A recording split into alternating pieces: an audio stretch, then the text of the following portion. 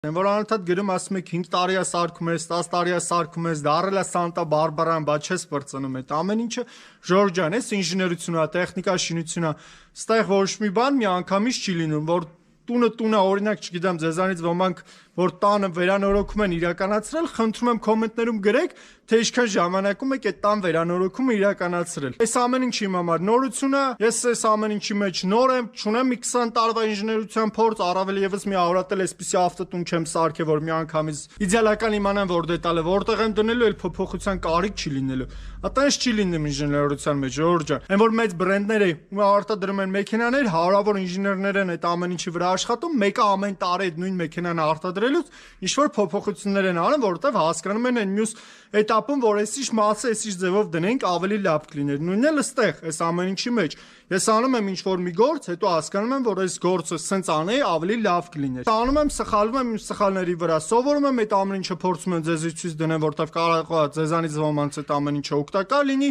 ոմանց համար նաև այդ ամեն ինչը մոտիվացիա ինչը որ ինձ համար շատ ուրախացնող փաստ է, ասածս ինչ է։ Երբեք մի վախեցեք սխալվելուց ու սկսեք անել այն ինչ որ դուք ուզում եք։ Մի անգամից ոչ մի բան չի լինում։ Այս ինստագրամյան իդեալական կյանքը չի, որ ամեն ինչ թույնա բոլորի մեջ շատ լավ է, իմ մոտ չէ։ Ինչ չմոռանաք սեղմել հավանելի բաժանորդագրության կոճակը, որովհետեւ տեսնեք այս ամեն ինչը վերջին չէ դառնում։